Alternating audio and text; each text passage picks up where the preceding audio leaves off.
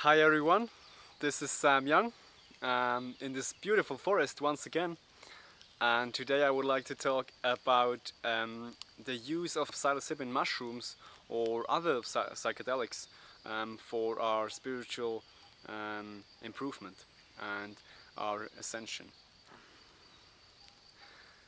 I had like 4 or 5 experiences with psilocybin mushrooms, so that not so many actually compared to other people, but they really changed me in a positive way, and I'd like to share my um, thoughts on psilocybin mushrooms and on other psychedelics like marijuana and mescaline or all the other stuff, and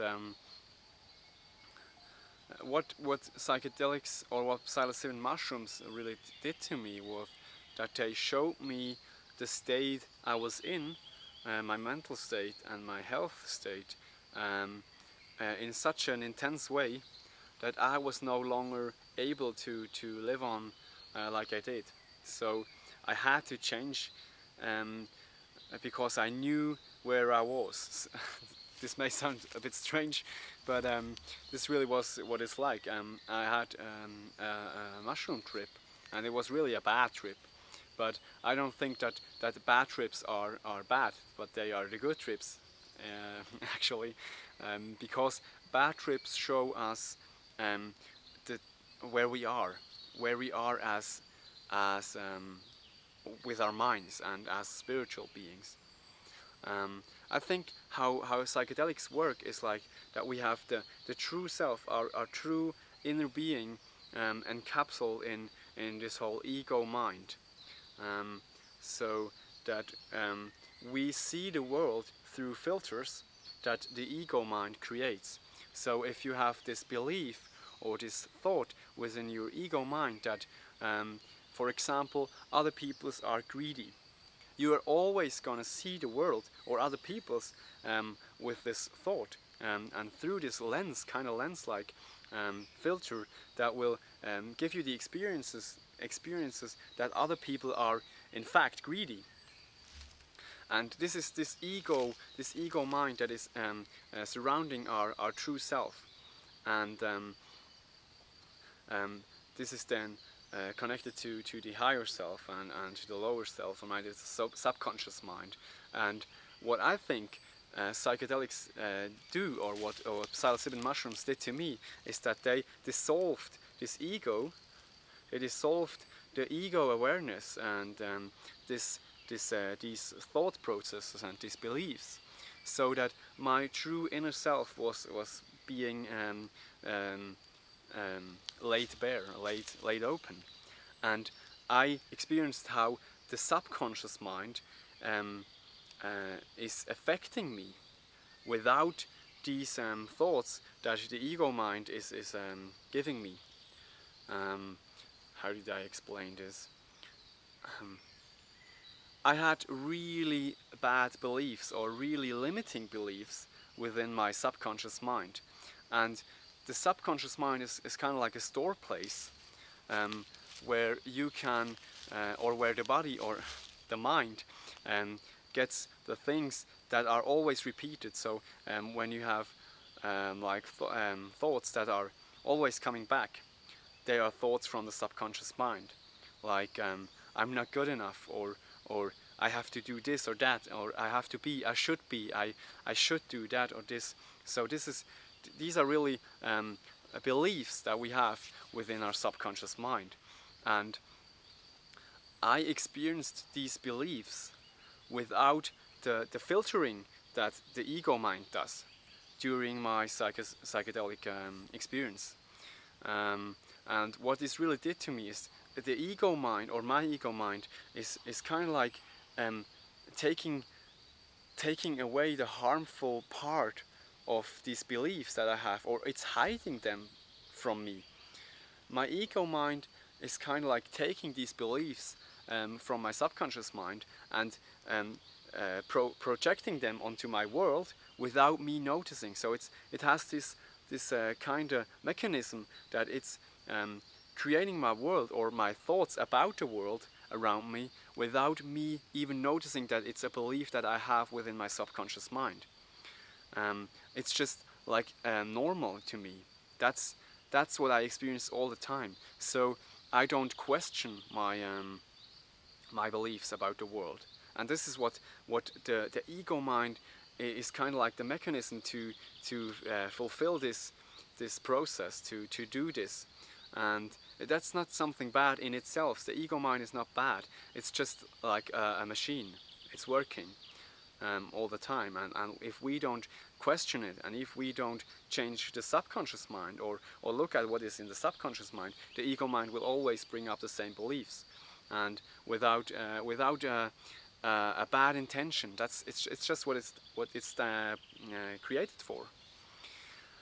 And what psychedelics really did to me is that they took away the ego self, like this shell around my true self, and they peeled it away, and I experienced my beliefs, my subconscious belief, through the true self. So I was just lying there in my bed, and I was like, this was like for 5 hours or so. I was lying in my bed, and all these beliefs that I had, all this bad and negative stuff within my subconscious mind was coming up to me, and I was there and looking at all the beliefs that I had, and this was really overwhelming and kind of like depressing, and also it stressed me a whole lot. I thought that I was going insane in this moment where I was on these drugs. And I was really happy when it was over, but also it showed me so much. I learned so much from this experience, because I saw all these processes. I saw all these beliefs that I had within my subconscious mind, and through this I could really start to work with these and see their doings within my experience. So I could out of this experience, I could start to look at my thoughts that I had during normal day or my day-to-day activity, and I would see the connections that they had to subconscious beliefs, which were prior to that were invisible to me. I could not make out these traces that would lead down to the subconscious mind. And I could also start working on these beliefs that I had within my subconscious mind, and getting more positive beliefs into my subconscious mind, and dissolving these old negative and limiting beliefs that I had within my subconscious mind. So this was really what psychedelic mushrooms did to me, and they helped me in seeing myself for who I am, and starting to look at myself, at my beliefs, and my subconscious mind, and how it affects me, because this is really a huge part of our life. 95% of what we're experiencing or what we're thinking during our days is coming out of the subconscious mind, and only 5% is coming from our active mind. So this is huge, and I don't really want to recommend using psychedelics for this, because I think that every person reacts differently to this, and also that some people cannot handle this, or not that they are not able to do this, but that this is not their way to do this.